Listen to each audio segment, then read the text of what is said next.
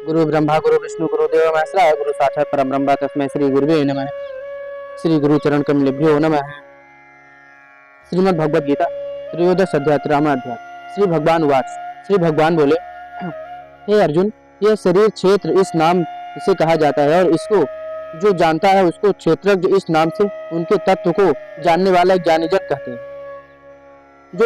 हे अर्जुन, तू सब क्षेत्रों में क्षेत्रज्ञ अर्थात जीवात्मा भी मुझे ही जान और क्षेत्र क्षेत्रज्ञ को अर्थात विकार सहित प्रकृति का और पुरुष का जो तत्व से जानता है वह जान है, ऐसा मेरा मत है।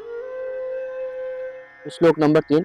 वह क्षेत्र जो और जैसा है तथा जिन विकारों वाला है और जिस कारण से जो हुआ है तथा वह क्षेत्रज्ञ भी जो और जिस प्रभाव वाला है वह सब संक्षेप में मुझसे सुन। यह क्षेत्र और क्षेत्रज्ञ का तत्व ऋषियों द्वारा बहुत प्रकार से कहा गया है और विविध वेद मंत्रों द्वारा भी विभाग पूर्वक कहा गया है, अर्थात भली भांति निश्चय किए हुए युक्त ब्रह्म सूत्र के पदों द्वारा भी कहा गया है। 5 महाभूत अहंकार बुद्धि और मूल प्रकृति भी तथा 10 इंद्रियां एक मन और 5 इंद्रियों के विषय अर्थात शब्द स्पर्श रूप रस और गंध तथा इच्छा द्वेष सुख दुख स्थूल देह का पिंड चेतना और धृति, इस प्रकार विकारों के सहित यह क्षेत्र संक्षेप में कहा गया है। श्रेष्ठता के अभिमान का अभाव, दंभाचारण का अभाव, किसी भी प्राणी को किसी प्रकार भी न सताना, क्षमा भाव, मन वाणी आदि की सरलता, श्रद्धा भक्ति सहित गुरु की सेवा, बाहर भीतरी शुद्धि, अंतःकरण की स्थिरता और मन इंद्रियों सहित शरीर का निग्रह। इस लोक और परलोक के संपूर्ण भोगों में आसक्ति का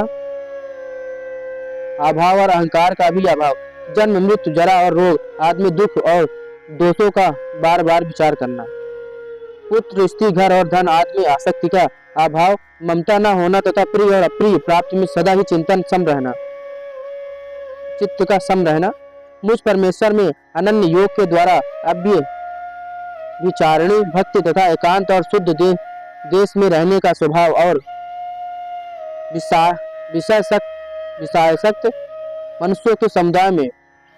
विषयासक्त मनुष्यों के समुदाय में प्रेम का न होना। श्लोक नंबर 11। आध्यात्मिक ज्ञान में नित्य स्थिति और तत्व ज्ञान के अर्थात रूप परमात्मा को ही देखना, यह सब एक ज्ञान है और जो इससे विपरीत है वह एक ज्ञान है, ऐसा कहा है। जो जानने योग्य है तथा जिसको जानकर मनुष्य परमानंद को प्राप्त होता है उसको भली भांति कहूँगा। वह अनादि वाला परम ब्रह्म न सत्य की कहा जाता है न असत ही। वह सब और हाथ पैर वाला, सब और नेत्र सिर और मुख वाला तथा सब और कान वाला है, क्योंकि वह संसार में सबको व्याप्त करके स्थित है। श्लोक नंबर 14। वह संपूर्ण इंद्रियों के विषयों को जानने वाला है परंतु वास्तव में सब इंद्रियों से रहित है तथा आसक्ति रहित होने पर भी सबका धारण पोषण करने वाला और निर्गुण होने पर भी गुणों को भोगने वाला। वह चराचर सब भूतों के बाहर भीतर परिपूर्ण है और चर अचर भी वही है और वह सूक्ष्म होने से अविज्ञेय है तथा अति समीप में और दूर में भी स्थित वही है।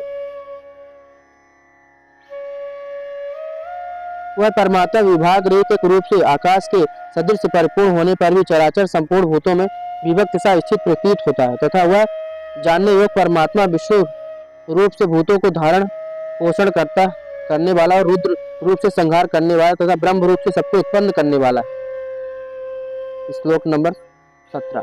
वह परम ब्रह्म ज्योतियों का भी ज्योति एवं माया से अत्यंत परे कहा जाता है। वह परमात्मा बोध स्वरूप जानने के योग्य एवं तत्व ज्ञान से प्राप्त करने योग्य है और सबके हृदय में विशेष रूप से स्थित है।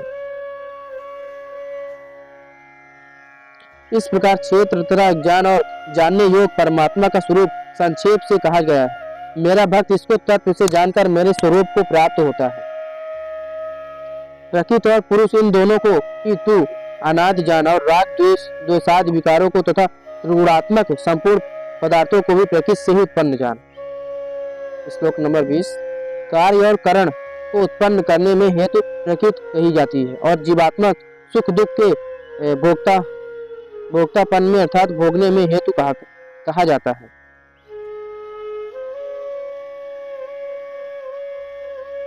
प्रकृति में स्थित ही पुरुष प्रकृति से उत्पन्न त्रिगुणात्मक पदार्थों को भोगता है।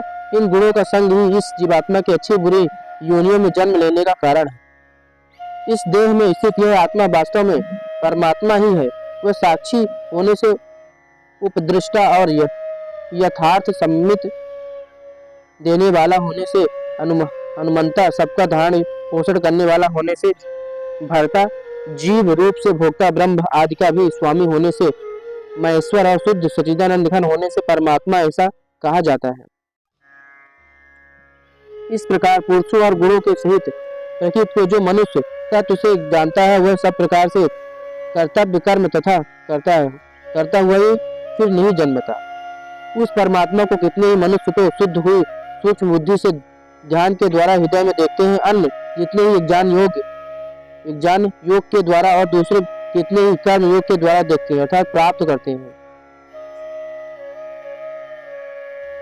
परंतु उनसे दूसरे अर्थात जो मंद बुद्धि वाले पुरुष हैं वे इस प्रकार न जानते हुए दूसरे से अर्थात तत्व के जानने वाले पुरुषों से सुनकर ही तदनुसार उपासना करते हैं, और वे श्रवण परायण पुरुष भी मुक्त रूप संसार सागर को निसंदेह तर जाते हैं। हे अर्जुन, यावन मात्र जितने भी स्थावर जंगम प्राणी उत्पन्न होते हैं उन सबको तो क्षेत्र और क्षेत्रज्ञ के संयोग से ही उत्पन्न जान। जो पुरुष नष्ट होते हुए सब चराचर भूतों में परमेश्वर को नाश रहित और समभाव से स्थित देखता है वही यथार्थ देखता है, क्योंकि जो पुरुष सब में समभाव से स्थित परमेश्वर को समान देखता हुआ अपने द्वारा अपने को नष्ट नहीं करता, इससे वह परम गति को प्राप्त होता है। और जो पुरुष संपूर्ण कर्मों को सब प्रकार से प्रकृति के द्वारा ही किए जाते हुए देखता है और आत्मा को अकर्ता देखता है वही यथार्थ देखता है। जिस क्षण यह पुरुष भूतों के पृथक पृथक भावों को एक परमात्मा में स्थित तथा उस परमात्मा से ही संपूर्ण भूतों का विस्तार देखता है, उसी क्षण वह सच्चिदानंद घन ब्रह्म को प्राप्त हो जाता है। हे अर्जुन, अनादि होने से और निर्गुण होने से यह अविनाशी परमात्मा शरीर में स्थित होने पर भी वास्तव में न तो कुछ करता है न लिप्त ही होता है। जिस प्रकार सर्वत्र व्याप्त आकाश सूक्ष्म होने के कारण लिप्त नहीं होता, वैसे ही देह में सर्वत्र स्थित आत्मा निर्गुण होने के कारण देह के गुणों से लिप्त नहीं होता। हे अर्जुन, जिस प्रकार एक ही सूर्य इस संपूर्ण ब्रह्मांड को प्रकाशित करता है, उसी प्रकार एक ही आत्मा संपूर्ण क्षेत्र को प्रकाशित करता है। इस प्रकार क्षेत्र और क्षेत्रज्ञ के भेद को तथा कार्य सहित प्रकृति के मुक्त होने को जो पुरुष ज्ञान नेत्रों द्वारा तत्व से जानते हैं वे महात्मा जन परम ब्रह्म परमात्मा को प्राप्त होते हैं। ये रहा आज के श्रीमद् भगवद गीता का त्रयोदश अध्याय 13वां अध्याय। फिर मिलते हैं कल चतुर्थ अध्याय 14वें अध्याय में। तब तक के लिए जय श्री राधे श्याम।